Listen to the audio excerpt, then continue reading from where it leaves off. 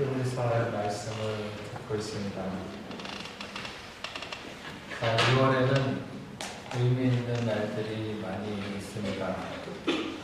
이번 주일에 구정도 있고, 또 기억하시면 한국 같으면 학교 졸업식들이 2월에 많이 있습니다.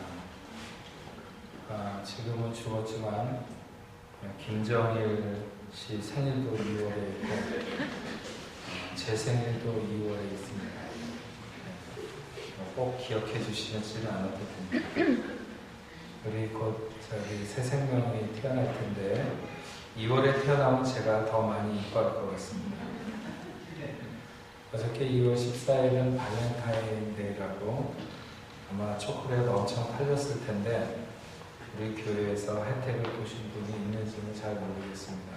어쨌든 어느 목사님이 단체 카톡에 글을 올렸는데 2월 14일 그러니까 어저께가 안중근 의사가 사형 선고를 받은 날이라고 하면서 그 안의사의 어머니였던 조마리아 여사가 아들에게 쓴 편지를 이렇게 올려놨습니다.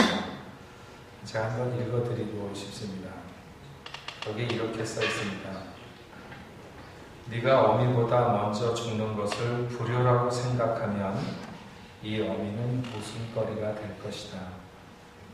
너의 죽음은 한 사람 것이 아닌 조선인 전체의 공분을 짊어진 것이다. 네가 항소한다면 그것은 일제의 목숨을 구걸하는 것이다. 나라를 위해 땀만 먹지 말고 죽어라. 아마도 이 어미가 쓰는 마지막 편지가 될 것이다. 내 수의의 옷을 지어보내니 이 옷을 입고 가거라. 어미는 현세에서 제외하길 기대하지 않았으니 다음 세상에는 선량한 천부의 아들이 되어 이 세상에 나오거라. 31살의 나이로 형장의 이슬로 사라진 안중근 의사가 사형을 선고받던 날 2월 14일 이걸 일본이 감추려고 발렌타인데이를 내 상수로 도입했다고 의문을 갖는 어떤 분이 보낸 글인데 저는 설마 일본이 그렇게까지 머리가 좋을까 그렇게 기발하지 않다고 생각하고 다만 그 조마리아 여사의 글이 마음에 남습니다. 나라를 위해서 땀만 먹지 말고 죽어라. 오늘 제가 전달하려고 하는 히브리서의 3장의 말씀의 핵심도 이를테면 땀만 먹지 말고 죽어라. 너무 과격할 것 같아서 그냥 성경에 나오는 대로 끝까지 견고하게 잡으라 이렇게 제목을 정하긴 했습니다. 요한계시록 3장과 2장에 보면 소아시아 7교회에 대한 주님의 칭찬과 주님의 책망이 또 권면과 상급이 기록되어 있습니다. 7교회 중에서 칭찬만 받고 책망받지 않은 교회가 2교회에 있습니다. 서머나 교회와 빌라델피아 교회입니다. 서머나 교회는 핍박 가운데서도 인내하며 변치 않는 영적인 부요를 누리면서 살았다. 장차 받을 고난도 두려워하지 말고 죽도록 충성해라. 그리하면 생명의 면류관이 주어질 것이다. 또한 교회 칭찬받은 빌라델피아 교회는 말씀을 잘 지켜서 배반하지 않고 잘 인내했다. 그러니까 너희가 지금 가진 것을 굳게 잡아 면류관을 지켜라. 그리하면 내 하나님 성전의 기둥이 되리라. 이렇게 말씀했고요. 칭찬은 없고 책망만 받은 교회도 2교회가 있습니다. 사대교회와 라우디아 교회인데 물론 사대교회는 극소수의 사람들 중에 칭찬받을 만한 사람도 있었습니다. 그러나 그들의 대부분은 믿음과 행위에서 죽은 사람들이고 형식만 남아있다. 너희가 말씀을 어떻게 들었고 어떻게 받았는지 생각하고 지켜서 회개하라.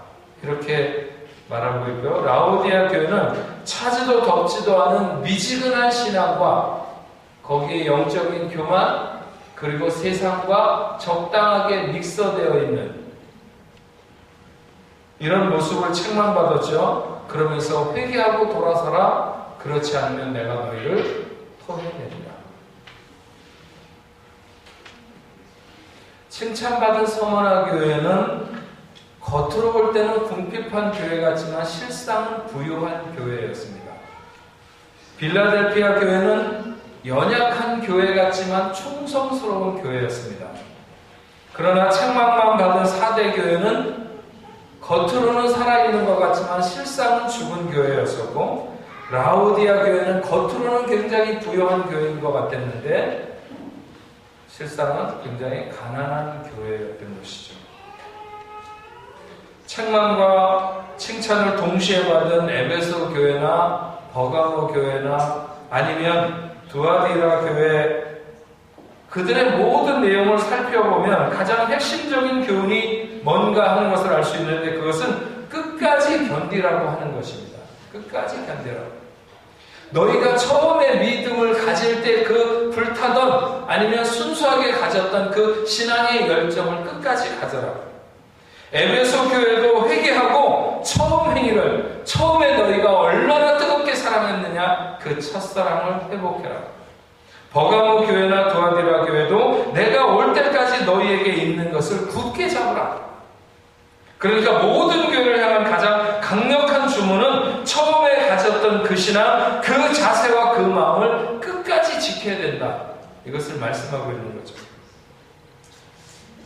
제가 지난주 설교를 시작하면서 인간의 최대의 약점이 뭘까요? 인간은 보호 본능과 생존 본능이 있어서 이런 것들이 즉각적인 어떤 일에 즉각적인 감정의 반응으로 불안감을 드러내게 된다. 실체를 잘 알아보지도 않고 어떤 문제가 오고 있을 때 일단 불안감을 느껴요. 그 불안감이 인생을 훨씬 더 불안하게 하고 흔들거리게 하는 거죠. 그럼 세상을 살아가면서 가장 힘든 점이란 뭘까요? 바로 그 인간의 최대의 약점인 불안감을 이기고 목표한 것까지 끝까지 가는 것입니다. 현대인의 성공은 실력에서가 아니라 인내에서 그 성패가 갈리게 된다. 맞는 말이라고 생각합니다. 좋은 생각과 좋은 계획이 부족해서가 아니라 끝까지 견고하게 나가지 못하는 거죠. 이것은 예수를 믿거나 안 믿거나 일정한 성과를 낼 수 있는 삶의 공식과도 같은 것이다. 이렇게 생각합니다. 믿음의 길을 가고 있는 우리는 어떤가? 우리는 마치 마라톤을 뛰고 있는 사람과 같다고 봅니다. 뛰다가 힘들면 그냥 주저앉아서 쉬거나 도중에 포기해도 되는 그런 아마추어가 아니라 반드시 결승선을 통과해야 되는 선수로 오늘 우리는 뛰고 있는 것이죠. 믿음의 경주는 달릴 만큼 정산해주는 그런 방식이 아닙니다. 끝까지 우리의 달려갈 길을 다 달려서 목적한 곳에 이르러야 하는 것이죠.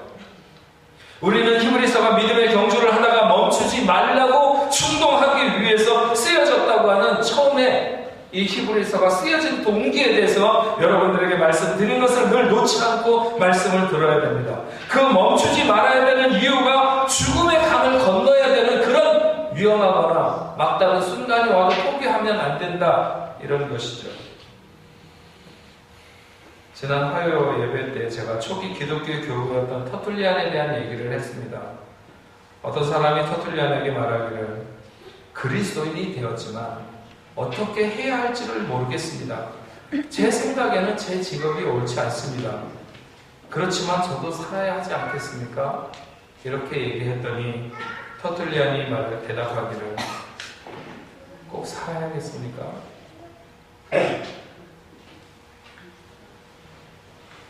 나라를 위해서 땀만 먹지 말고 죽어라.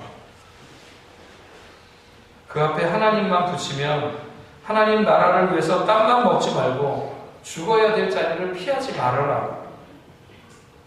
우리는 그렇게 우리가 가야 될 믿음의 길에서 끝까지 견고하게 붙잡고 가야 된다고 말씀하고 있는 것이죠.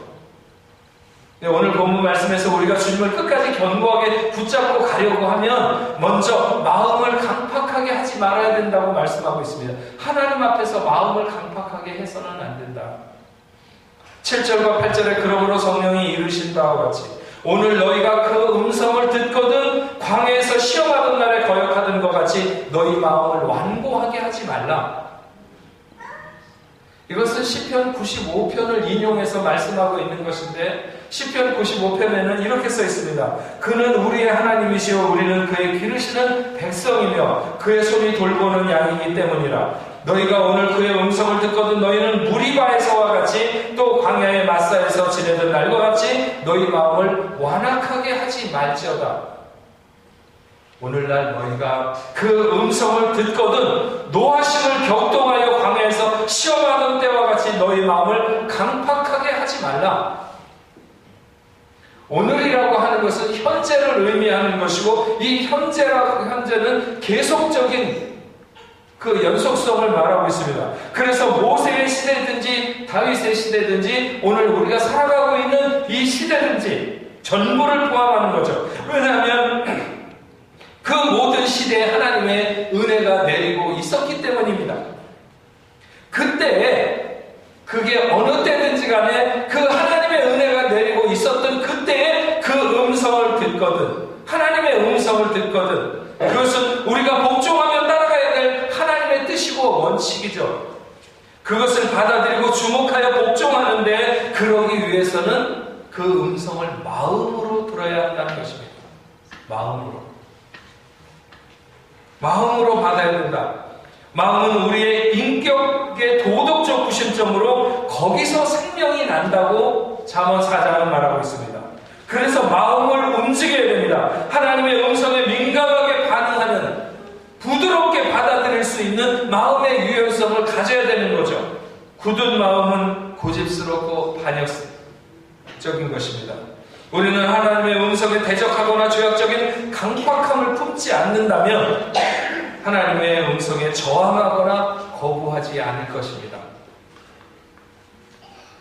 그런데 우리의 마음이 가장 쉽게 강팍해지는 순간이 있습니다. 이건 이스라엘 백성들도 마찬가지였습니다. 그것은 마실 물과 먹을 음식에 관련될 때입니다. 이스라엘 백성들은 참 이 문제로 부단히 하나님을 원망하고 하나님 앞에 마음의 완악함을 나타냈습니다.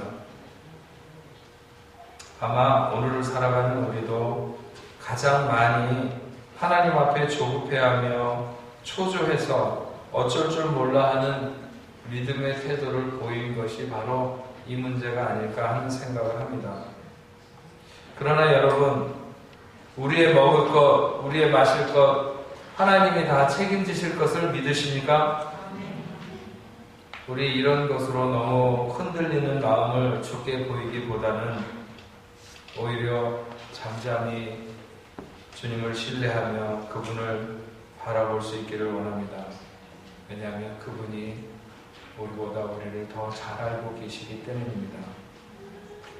마음이 강팍해져서 나중에 하나님 없어도 될 방법을 찾으면 그때는 최악이죠. 믿음에서 떨어지게 되는 것입니다. 먹을 것과 마실 것이라고 하는 이것은 우리의 삶의 어떤 엔겔지수잖아요. 제가 은행에서 돈을 빌려봐서 아는데 은행에서 돈을 빌리면 무조건 첫 번째 얼마 버냐, 집세를 얼마 내냐, 그 다음에 뭐 네가 얼마로 먹고 사냐 이런 거 물어보지도 않고 그게 정산하는 방식이 딱 있어요. 보통 사람이 얼마를 가져야 살까라고 하는 그 먹는 그 비용을 빼놓고 갚을 능력이 되는가를 보고 빌려줍니다. 은행에서 돈을 빌려줘도 이 엔겔지수를 제하고 갚을 능력을 따라서 빌려준다고 하는 것은 이것은 결코 우리의 생에 있어서 간단하거나 쉬운 문제가 아니라 생애 살아가는 데 있어서 절대적이다. 가장 기본적이고 기초적인 조건이기 때문에 우리는 늘 시급하다고 생각하고 중요하다고 생각하죠. 그러나 그렇기 때문에 우리는 이 문제에 대해서 더 하나님 앞에 하나님을 신뢰해야 될 줄로 압니다. 하나님께서도 우리에게 있어도 그만이고 없어도 그만인 문제로 고민하는 그것을 해결해 주시기를 원하시는 것이 아니라 하나님이 아니시면 안 되는 조건을 가지고 우리는 하나님이 우리와 만나기를 원하신다고 하는 것이죠. 우리는 여기서 마음이 강팍해질 것이냐 아니면 하나님 앞에 믿음을 보일 것이냐 하는 것이 결정되게 됩니다. 불평하던 사람들, 원망하던 사람들, 마음을 강팍하게 하던 그 어떤 사람도 하나님께서 자기들에게 허락된 약속의 땅에 들어갈 사람이 없었습니다. 하나님의 음성에 마음을 기울였던 그런 사람들, 여호수아와 갈렙이 그 축복을 누렸습니다. 그렇게 모세도 들어가 보기를 원했지만 못 들어갔다. 그 땅에 여호수아, 갈렙, 그들은 마음으로 하나님을 시험하지 않았고 마음으로 하나님 앞에 강팍함을 보이지 않았습니다. 또 하나 마음이 강팍해질 수 있는 빌미는 어떤 사건이나 사람을 보기보다는 그 후에 배후에 역사하시는 하나님을 보아야 되는데 그렇지 못할 때입니다. 똑같은 사건과 사람 속에서 여호수아와 갈렙은 있었습니다. 그런데 그들은 많은 사람들과 똑같지 않았습니다. 모든 사건과 경로는 같았지만 그들은 현실이라거나 형상적인 것에 함몰되지 않고 그 뒤에서 역사하시는 하나님을 생각했고 하나님을 바라고 하나님을 믿었습니다. 신명기 1장 35절과 36절에는 이 악한 세대의 사람들 중에는 내가 그들의 조상에게 주기로 맹세한 좋은 땅을 볼 사람이 하나도 없으리라. 오직 여분네의 아들 갈렙은 온전히 여호와께 순종하였은즉 그는 그것을 볼 것이요 그가 밟는 땅을 내가 그와 그의 자손에게 주리라 하시고.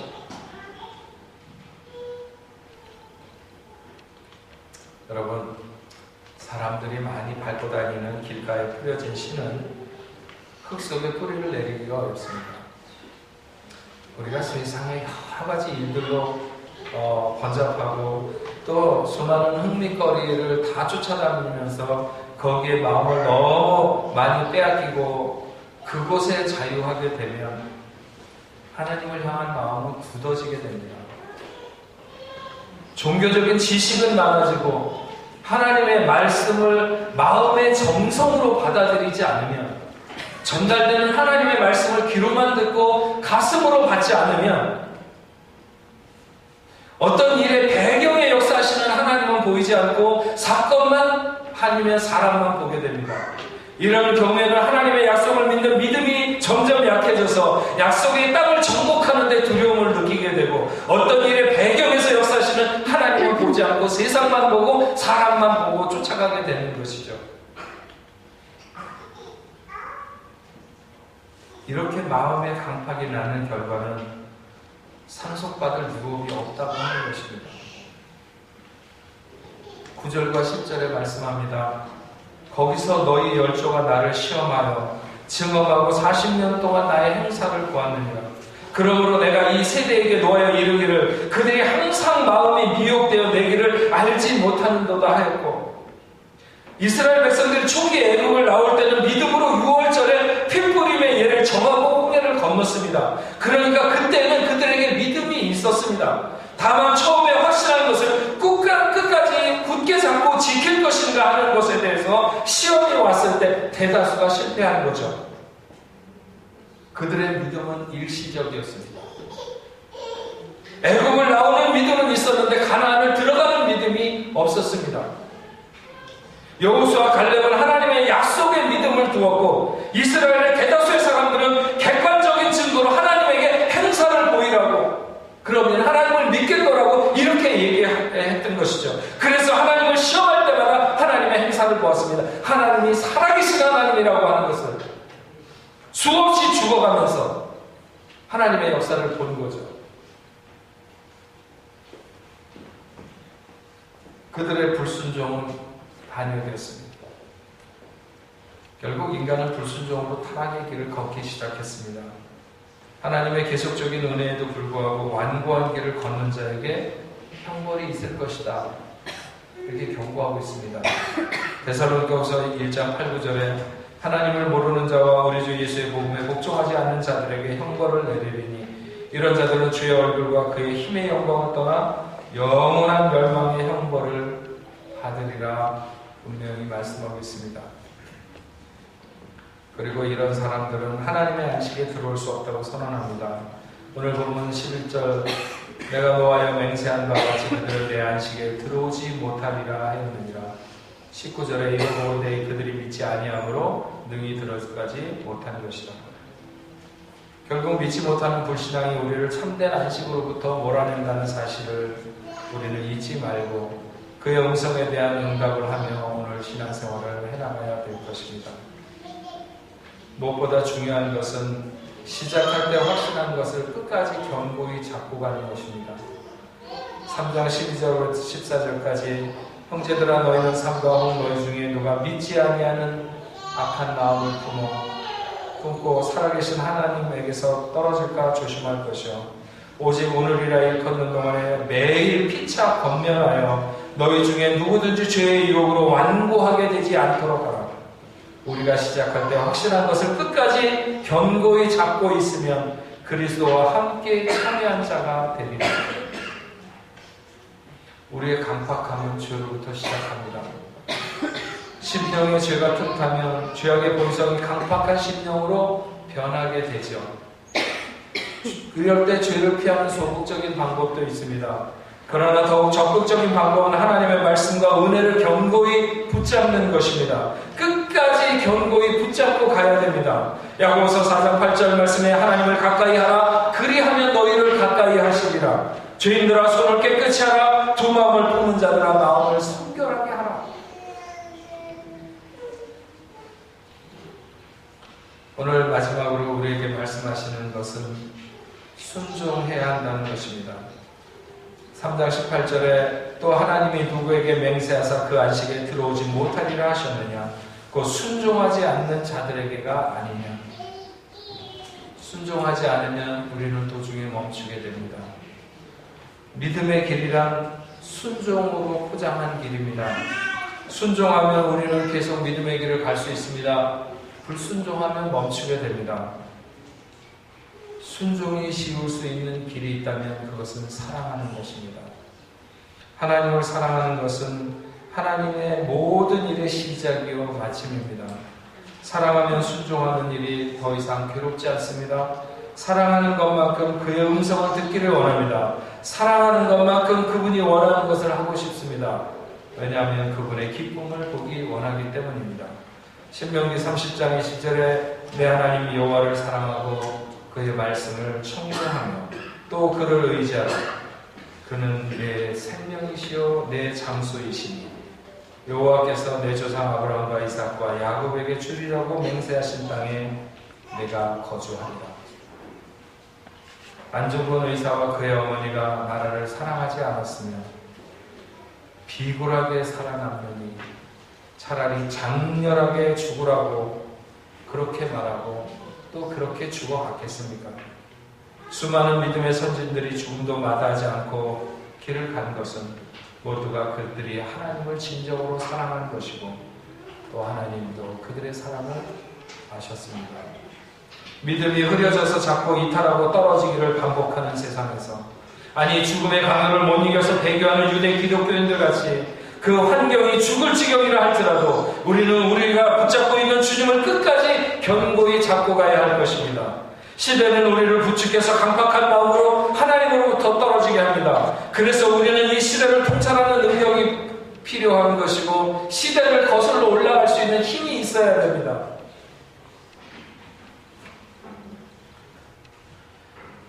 느끼는 분들도 있고 그렇지 않은 분들도 있지만 우리 교회에 지금 보면 점점 기도하는 자리에 많은 사람들이 더 모이고 관심도 높아집니다. 이것은 분명 한 분은 굉장히 기뻐하시고 또한 세력은 굉장히 미워할 일입니다. 점점 어느 쪽에 힘을 얻어가야 되는지는 자명합니다. 여러분 내일부터 우리 교회 특별 새벽 기도회가 시작되는데 1년에 2번 새벽 기도회 봄과 가을에 일주일씩. 이번에는 나오시는 분들이 교회를 위해서 모두가 다 각자 자기가 섬기는 그런 예배 부흥을 구하고 견고한 그리스도인으로 서서 살아갈 수 있도록 이렇게 해달라고 하나님 앞에 구하면 좋겠다 이런 생각을 갖고 있습니다. 그래서 저는 제가 1부도 2부도 3부도 다 섬기지만 저는 이번 그 특별 새벽 기도회 시간에 3부 예배의 부흥을 위해서 더 이상 이렇게 3부가 이대로 있는 거는 안 된다. 더 뜨겁게 일어서야 된다. 또 2부 얘기하면 또 욕먹겠지만 저는 오늘 앉을 자리가 없었습니다. 우리 근데 열심히 기도해요. 열심히 기도합니다. 젊은이들이 열심히 기도하고 또 일찍 나와서 준비하고.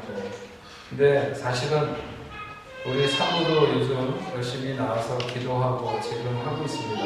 저는 이번 새벽 기도회 때 특별히 3부 예배를 마음에 품고 하나님 앞에 나가기로 작정했습니다.